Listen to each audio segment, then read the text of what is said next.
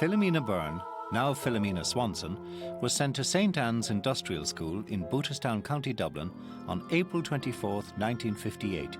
She was 5. The school was run by the Sisters of Mercy. She finally left on January 29, 1969.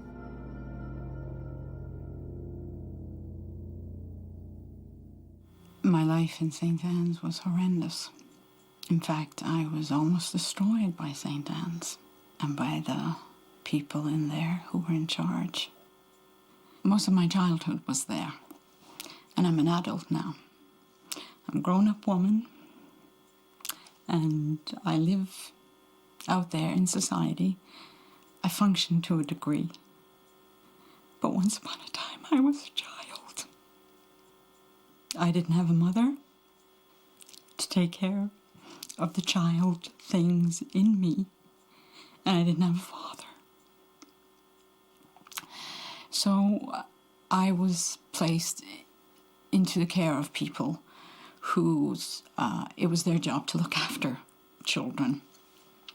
You know, when one's mother dies, I think there's, I think a child begins to spend a lot of time looking for them again. It still hasn't, they cannot comprehend death. It's a person's gone away for a long time. But it was, when I went into the orphanage, I knew that I was without love. I would be without love. And I would never, ever see my mother again, as I was reminded. So, to forget about that very quickly.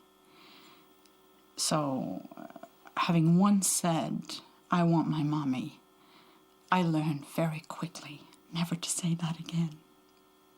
I said it in my heart, and I said it inside, but I never said the words, because I knew what the words would bring. A smash in the face. And if there was ever an attempt to actually try and bring up who mother was or where was mother, this was a mistake. This was a big mistake. So the only response that one would get to that, or I got to that, was, your mother's dead. You'll end up in the gutter just like her. She was no good. You're no good. You should be grateful that we're here to look after you. We were never spoken to as if we came from mothers. It was as if we had been scooped up out of some back alley, sent out to these places, and we were nothing. We were without any rights or any dignity or any sense of self. All of that was removed. Even if there was a tiny bit remaining, all of that was removed instantly. We were reminded where we were and that things were going to be different. I'm still trying to make sense of the madness I was thrown into, the insanity of it all. And it's, I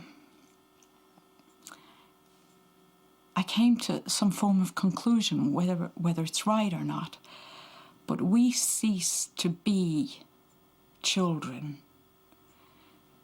We reminded the church and the people from the church, we reminded them of the terrible sin of illegitimacy,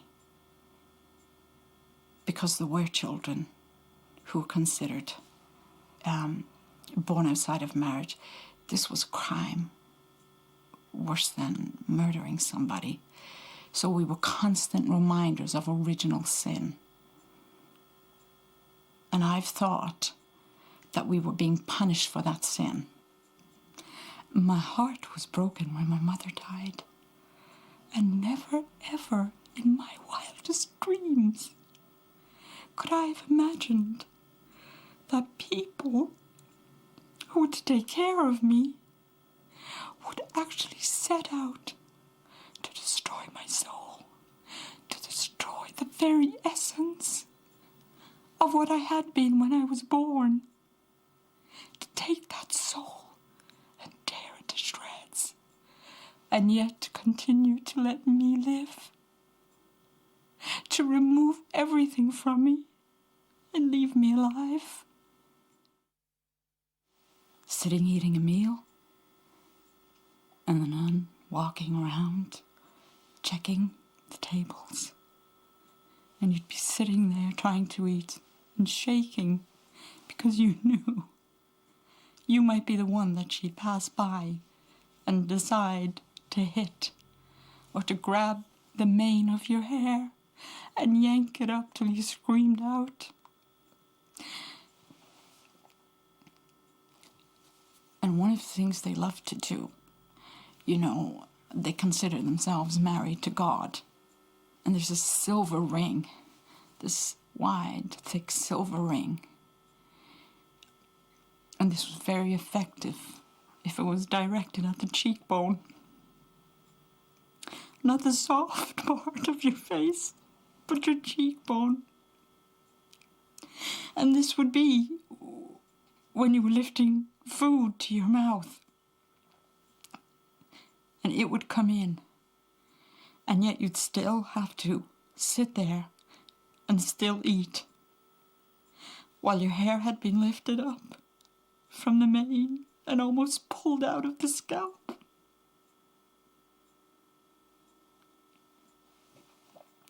And dare you look up, dare you turn from this table,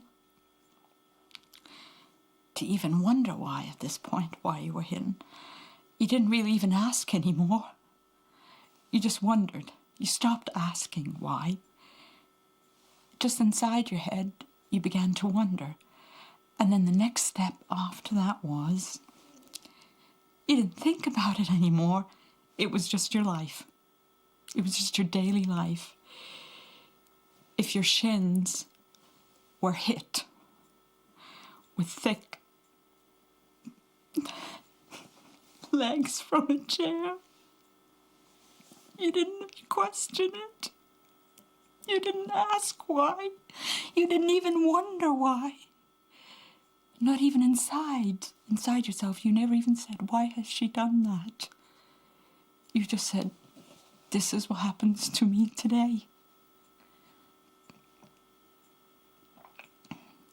And maybe it might be better tomorrow, or it wasn't maybe so bad yesterday, because you were just called names and degraded just a little bit.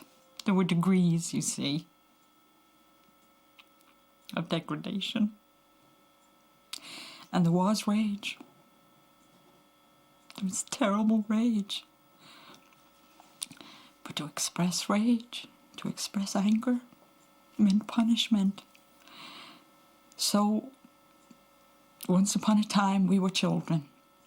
Now we were objects.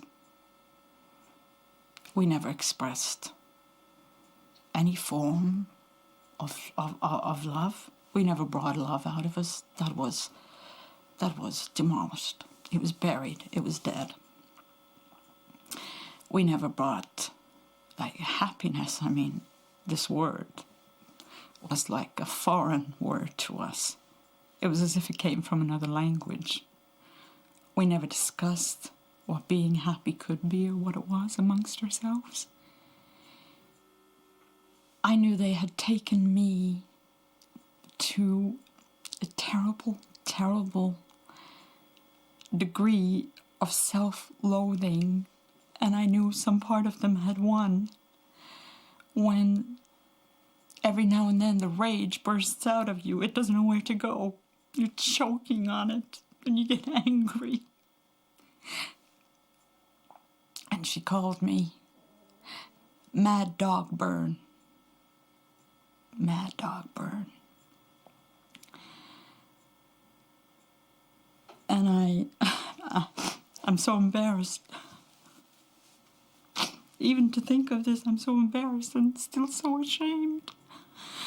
But I got down on all fours. And I looked at her and I said, "You call me a mad dog? I'll bark like a mad dog." And I did.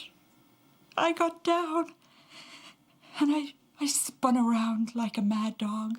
I literally started barking. I barked like a mad dog. And then you see, one of the really neat kind of things that they would do was would bring all the other children in on this. You see, they were the same as me, but they had so much control and power, and they were so manipulative, they could make the children laugh at you, even though those kids knew that you were one of them. And they could make them laugh. So it became Mad Dog Byrne. Look at her go. That's her. See, I told you, girls. Didn't I tell you, girls? She was a mad dog. Now she's barking like one. And it was in that moment I thought every ounce of hate that I had for them was in me. But at that moment, I knew I hated myself more than I hated them because of what I had done. I'd played right into their hands. They had taken my rage and they had turned it back inside me, and they used it. They used my rage against me. And that's what they did. So that was my nickname, Mad Dog Byrne. When we had our baths on Friday, there were 3 baths in the bathroom. And after every 3rd person, another child would go in. 3 people would take a bath, and then the water would be changed. If they felt like it, depended who was going into the bath.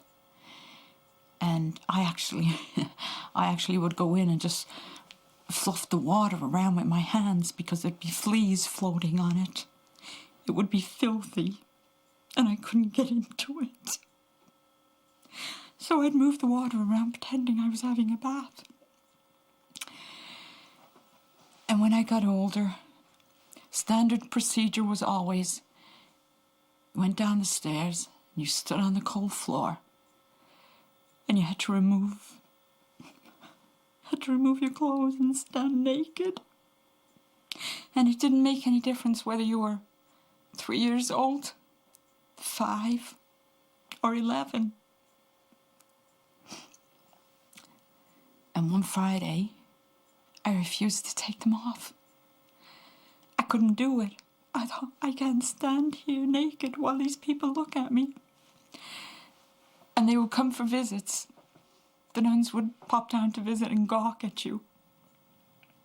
So there we were, little naked prisoners, standing there trying to cover ourselves from the shame that we felt. And they would come and look at us and snigger. But I wouldn't take them off. I refused to take them off. And I said, no, to take them off me, you're going to have to drag them off my back. So the teacher that was in charge of the bath, and it was Sister, one of the nuns came down, and the teacher said to her, it seems that number 14, that was my number, needs to be taught a lesson.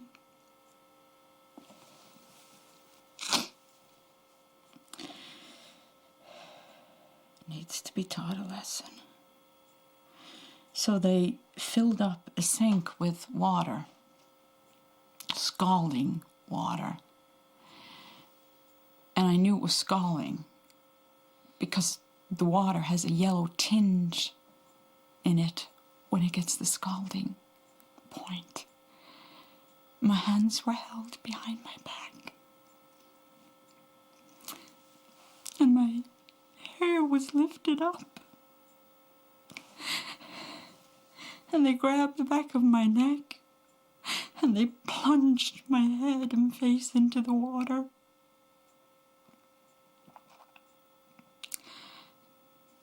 And when they let me back up, and they let me come back up out of the scalding sink,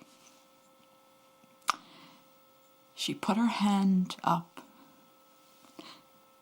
and all the hair, the thick, beautiful hair that had been there, she simply lifted it in clumps and threw it on the floor. I was 11 years old, and now I was bald. They burnt my hair out of me.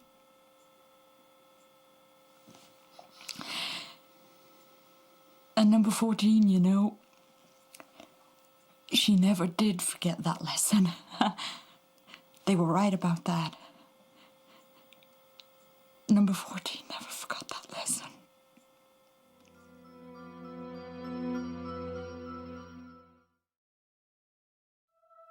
The head nun, who was university educated, but when she despised you, there was not a chance at anything. She would find what it was, what was the talent in you, what was the something in you that made you who you were. So when she began to realize that I liked education, that I craved reading and studying and writing. Oh, I loved to write. I loved writing. And my imagination, it was the only free thing, was my imagination. They couldn't touch that. They could break a heart. They could shred a soul. They could beat a body. But they could not take what I could dream about. And this is what I found in books. I was removed from school, and I was sent into work in the scullery. And that was to be my education. That was to be my training for life. I would learn to peel potatoes, scrape carrots, cut up onions, wash cabbage. That was my training. And sometimes when it was a nice day, when the sun was shining, she would hold one of her classes outside. And I would be peeling potatoes and listening to the class that was going on. And I would creep down the little walkway, stand behind the wall, and peel quietly, and scrape the carrots quietly so no one would hear me. And I would listen in on the lesson, the history lesson, whatever it was. And it was like food. It was like food for my mind to stop me going mad, because she forbade all access to books. I wasn't allowed to read anything. I wasn't allowed to enter a classroom. I wasn't allowed to speak to another child about a lesson in class that day. I wasn't allowed to hear this. But you know what I did? I decided I've been forbidden access to the books. I know I'll never be in school again, and I know they'll never educate me. But I will find a way to read. So what I did, I had one of the girls leave the window open, just open enough that I would be able to ease it open more, not so as anyone else would notice it. And she would leave the window open at the end of the school day, and I would go there, climb in the window, and I would go and I would take a book, just one at a time, and I'd move them along so it didn't look as if anything had been taken. And the first one that I took was Marconi, The Life of Marconi, Signor Marconi was a rich Italian landowner. It was the first line in the book. So I would take the books to the toilets in the yard. And that's where I did my reading. She never found out about me taking the books and reading them. And it was the tiniest triumph that I ever had in the whole 11 years that I was actually there. A victory for Philomena, a tiny one. So that was her way of hurting me beyond belief. The beatings, the abuse. It sounds so strange because one immediately thinks that pain from physical pain from being hit and being punched and being battered is a terrible thing. But there's another kind of pain that's inside you. A pain of not just not being loved. We accepted that. That was non-existent. But to take a learning, to understand 2 and 2 is 4. Like the concept of something like that. I knew that I could put pen to paper and something happened. It was as if everything disappeared. And the pen and the paper were my life source. It was my food, and it was my water. And the eyes that read the words in books, that was for me. Didn't belong to any other child, didn't belong to the nuns. This was what went into me that they could never, ever extract. But you know they did. They extracted. They removed my education. They trained me to take over the job of the old woman who worked in their kitchens and made their food. I went to training for that. This was to be my life. That I would not leave this place, but I would be sent in there and I would have to make food for the very people who were doing all this to me. And I would have to serve it. And I would have to smile. That's what they were training me for. And they did a good job. I'm telling you, there's not even a guy in the army who can peel potatoes like me. I'm telling you, no sense of humor now. I mean, I became good. But I didn't want to do it all my life. And I didn't want to wash toilets all my life.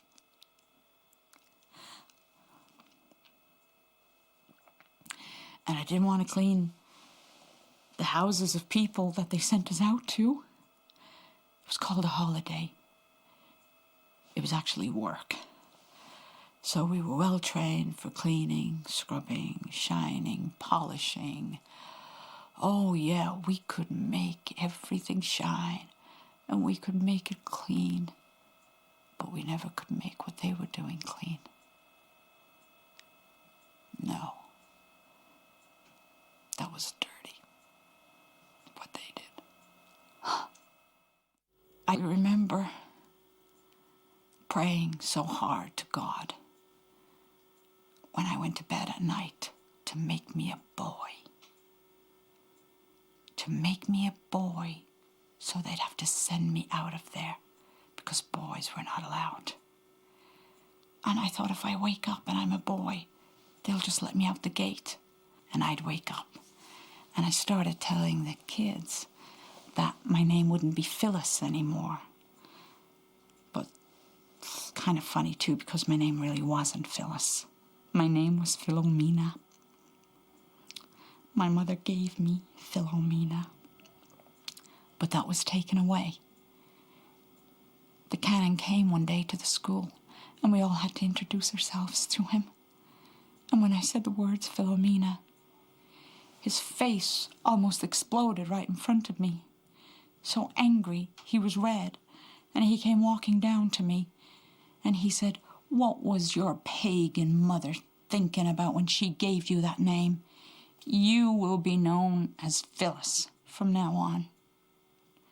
So now I lost my name, and I had the extra shame that my mother had given me a pagan name and I was in a Catholic orphanage.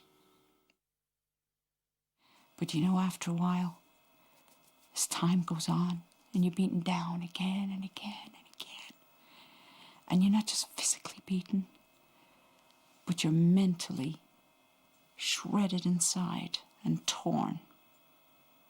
It's a depersonalization of the person. They took everything away that you had when you were born. So, you see, they had ways of continuing to break you, but you catch a glimpse of hope. And that says to you, I'm getting out of here. I'm going to live. I'm going to be something. I don't have to be a gutter snipe. I don't have to be a tramp. I don't have to be a harlot. I don't have to be all the things they told me that I am. Now I'm going to be. But then you see, they just found another way to break you all over again. And so you were broken. And you never spoke about it again. You never, you just let it go. It was just something else that you just had to let go. Nothing in our lives, in the way that we were raised, nothing was directed at us or for us to live in the outside world. And I wonder if we might actually have been better off if we died. I tried to go for a job. You bluff your way through the interview. You can't do anything. You can hardly add figures. Don't even know how to answer a telephone. Never mind dial a number and make a phone call. How do you do it? What do you do? What part of the phone do you speak into? I don't know. Somebody tell me, I don't know. 10% off. 10%. What is that? What do you mean? Like, how much is the garment? Just tell me how much the garment is. Yes, ma'am, that's the price, but there's 10% off that. Yeah, but I don't know what 10% is. Please tell me. Please tell me. I still smile pleasantly because I don't want people to know my shame and my embarrassment. Socially, there is a range of social contexts and social activities that are impossible for me to even enter into. So, I think I may have told you once that I liken myself to a lone wolf, and every now and then I join the pack, but just for a short time. And I'm back out there. I'm in my own desolate little place. But I have to live in the world. The desolation is inside. The isolation is all around me. I cannot reach out and embrace the world. I am unable to embrace the world and the people in it. I'm the animal who maybe decides to stay in the cage because it's actually safer. And yet it cripples me like it would cripple the animal. And I know that. So, through therapy, I am attempting to reach my hand, to reach out and just try trying to embrace some part of this world. I have to get up and function every day. I have a child. Darling. My darling.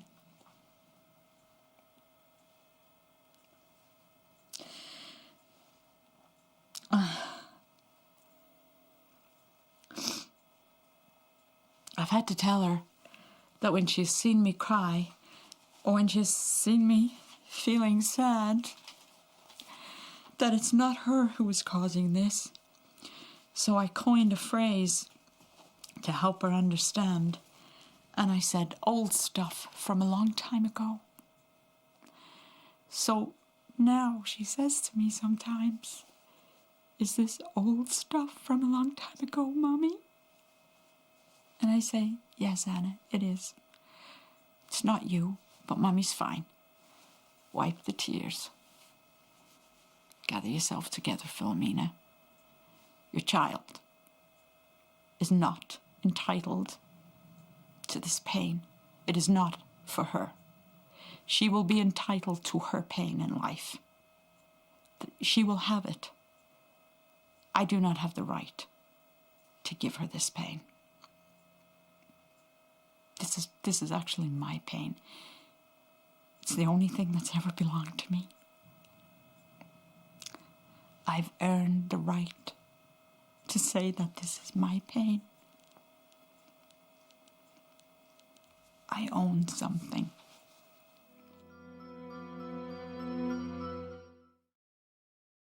What was it like to have the power and the control over all these children? What did it feel like? What did it make them think when they went to bed at night? What did they think? What did it feel like? Was it such a wonderful thing that it became addictive? That you increased it and increased it 100-fold, 1,000-fold to destroy us? When you have the heart of a child in your hand, when you have the soul in the other one, and you made a choice, you made a choice to close your hand over them and crush them, rather than nurture them or take care of them. You made your choices. There is no forgiveness from me. You had the choice. A 3-year-old might not know what they're doing. An infant doesn't know what they're doing. But when you are 20, 30, 35, 40, 50 years old, you know exactly what you're doing. Some part of you needed to do this to us, and that's what you have to look at. You have to look within the depths of your own. Well, you are without a soul, because if you had a soul, you never would have done this. You are without conscience, and you are without soul.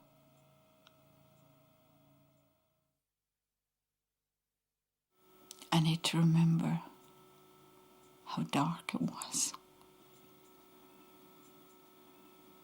And I'm glad I'm not so efficient and detached from this pain. I function with this pain. I live with this pain. And I get by. You know, I have a husband whom I love and a daughter whom I love, and they love me. To actually have learned to love. I think that might be the most amazing thing I've done in my life. That I learned to love. And I learned to receive love. And you know when a child loves you, it's so pure. It's so pure. The essence of it is so clean. And so I've learned that love is clean. And that love is good.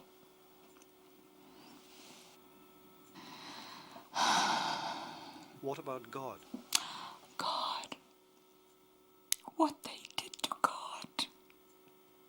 They abused us in the name of God. I thought I knew how dark life could be, because it was dark in that place. But I really learned what darkness really was. Not just the darkness as we know it as light and dark, but the darkness of evil and the darkness that resides within people. I thought I knew evil. I didn't know what it was, really, until I experienced it. They were barbarians, they were brutal, and that in itself is a kind of evil. But there's an even darker one. It's so black, nothing can see in it. And they took me to the darkness. And they did dark things to me. And they sealed my lips. They silenced my voice with the fear that they put inside me. They found a way to guarantee my silence. And the voice that I had once upon a time, and that voice that was alive, died and was buried. And the only other voice I had for this was silence. Because I knew if I ever spoke, what it would mean. It would mean being put in a box and being buried alive. If I ever spoke or said these words. I removed it completely and utterly from my head. And I told myself it was just a bad dream. I must have been so bad.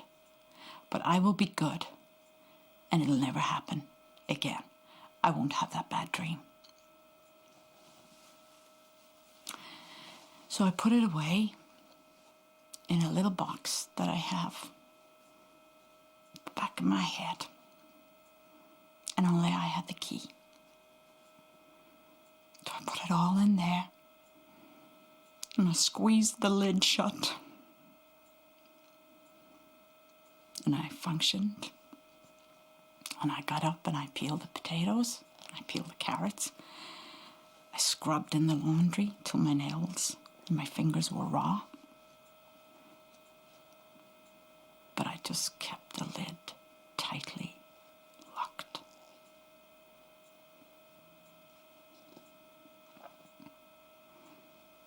And they did take me into darkness.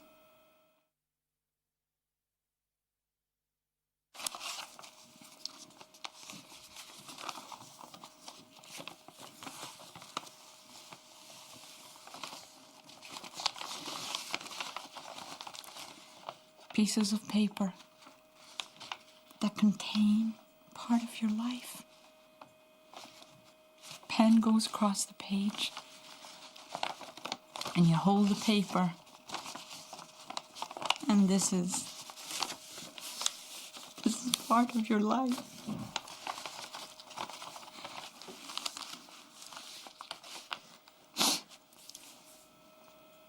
I think the only way that I could perhaps speak to you of this is if I read what I started writing. My hand trembles as I attempt to put pen to paper and write about the terrible thing my mind and body want to forget forever. The very act of writing about the unspeakable betrayal causes revulsion in every part of my being. I am unable to describe adequately the sense of fear that a young child feels when she is taken from her bed in the darkness of night, and then to have a rag stuffed into her mouth to prevent her from crying out. This was the place I was taken to, the place that struck terror into my heart.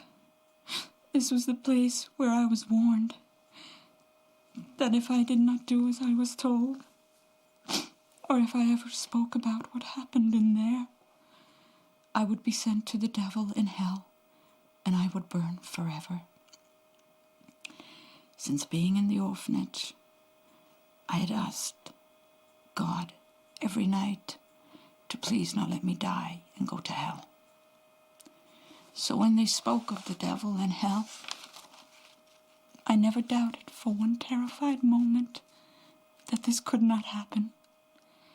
This was the place where they placed her into a box just like the one her mother had gone into. Every part of her body is cold.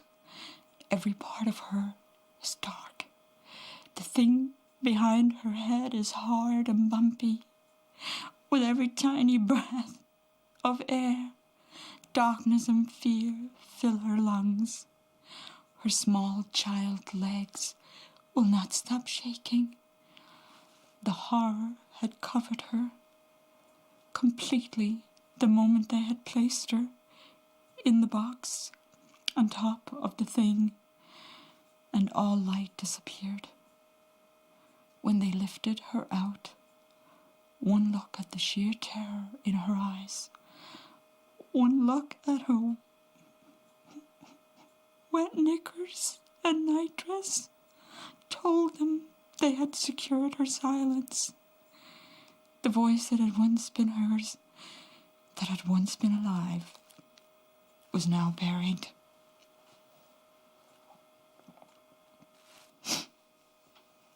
The 14th of the 6th, 99. Patient had a remarkable session.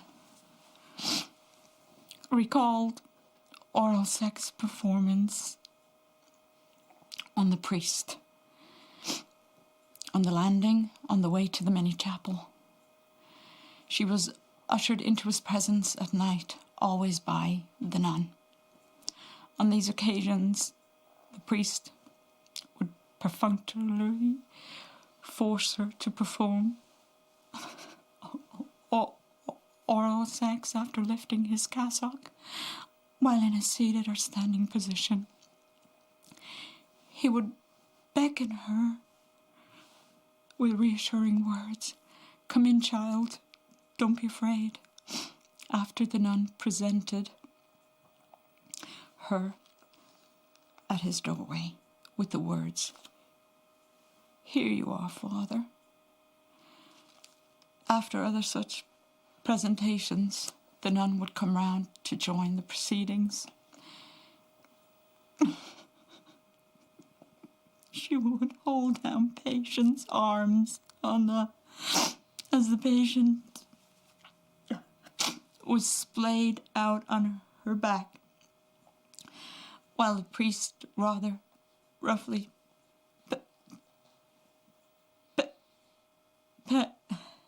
penetrated her vagina with his fingers, and depending on her flexibility, penetrate her violently with his penis. He would grunt vilely and breathe very heavily throughout. A sheet would always be stuffed in her mouth. The nun would alternate positions with the priest and perform oral sex on the patient as well. She would also be forced to witness the priest and the nun having sex with each other. This often took place in private quarters, separate from and at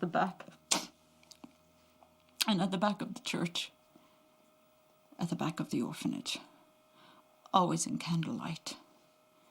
At other times, she was, can I just spell the next word? R-A-P-E-D, by the priest, from the rear position, sacrilegiously over the kneeling pews inside the mini chapel, at which brides and grooms kneel for wedding benedictions at High Mass. She is not sure if he would try to enter anally, but he would be infuriated by not being able to do so, and would ejaculate on her behind instead. During attempt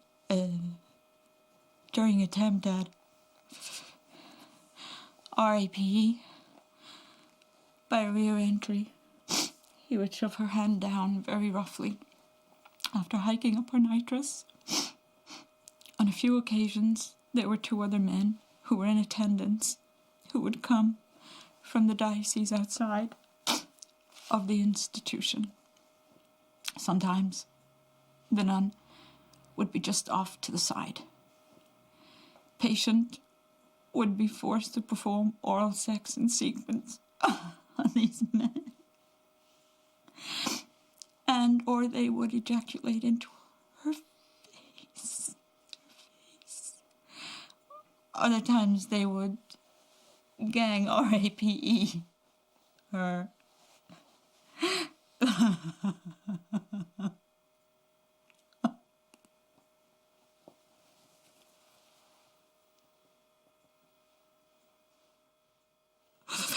It's so cold.